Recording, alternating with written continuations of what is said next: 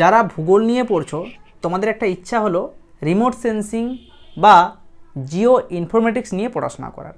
তো আজকের এই ভিডিওতে আমরা জিও ইনফরমেটিক্স অ্যাডমিশন নিয়ে বলবো। অ্যাডামাস ইউনিভার্সিটিতে অ্যাডমিশন শুরু হয়েছে।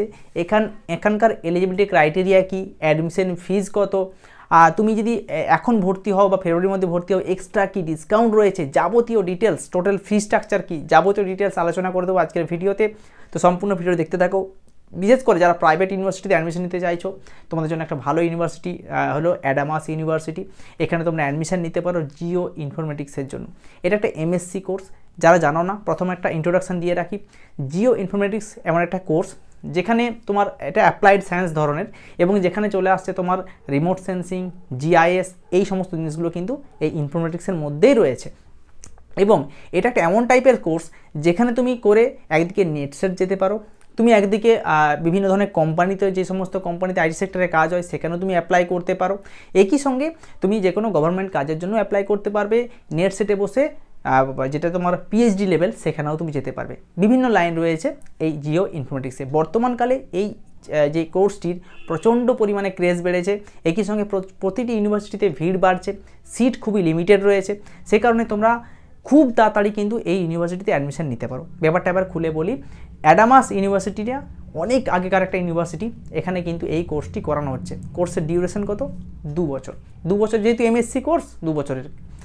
এলিজিবিলিটি ক্রাইটেরিয়া কি রয়েছে দেখো, এখানে প্রধানত যে এলিজিবিলিটি ক্রাইটেরিয়া দুটো দেওয়া হয়েছে। একটা হচ্ছে তোমাকে উচ্চ মাধ্যমিকে একটা রেকগনাইজড বোর্ড থেকে পাস করতে হবে এবং তোমাকে মিনিমাম 50% মার্কস পেতে হবে।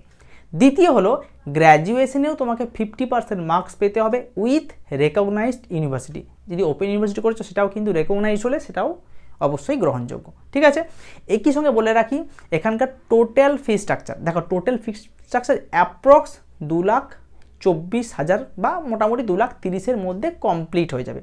এটা কিন্তু দিন দিন বাড়তে চলেছে। কারণ কি বলো তো, তুমি যদি লেট করো পরবর্তীকালে পরের বছর অ্যাডমিশন নাও সেক্ষেত্রে আরও বৃদ্ধি পেতে পারে। কারণ এটার ক্রেজ দিন দিন তো বাড়ছে না। সেই কারণে তোমাদেরকে কিন্তু যতটা সম্ভব চেষ্টা করতে হবে গ্র্যাজুয়েশন কমপ্লিট করেই যদি ইন্টারেস্ট রয়েছে প্রাইভেট ইউনিভার্সিটিতে পড়ার, যাদের ইকোনমিক কন্ডিশন ঠিক আছে তারা কিন্তু অবশ্যই অ্যাডমিশন নিতে পারো।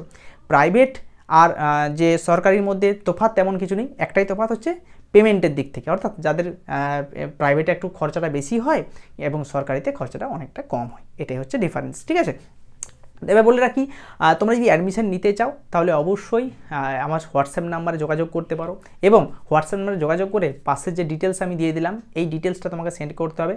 এবং এর সঙ্গে বলে রাখি অ্যাডমিশন যদি জানুয়ারির বা ফেব্রুয়ারির মধ্যে নিতে পারো, জানুয়ারি তো ফেব্রুয়ারির মধ্যে নিতে পারো, সেক্ষেত্রে কিন্তু এক্সট্রা একটা ডিসকাউন্ট ইউনিভার্সিটি দিচ্ছে। সেটা জানার জন্য অবশ্যই হোয়াটসঅ্যাপ করতে পারো। এবং সঙ্গে তোমরা যদি মনে করছো যে এই ইউনিভার্সিটিতে পড়বে সেক্ষেত্রে তোমরা অবশ্যই তোমার গার্জেনের সঙ্গে কথা বলো, কারণ অ্যাডমিশন শুরু হয়ে গেছে, সিট খুবই লিমিটেড আছে।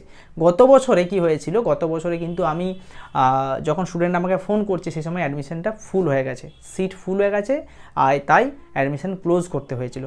ঠিক আছে, তাই যারা অ্যাডমিশন নিতে চাইছো সত্ত্বর যোগাযোগ করো, আর দেরি করো না, কারণ অ্যাডমিশন প্রক্রিয়া সম্পূর্ণ শুরু হয়ে গেছে।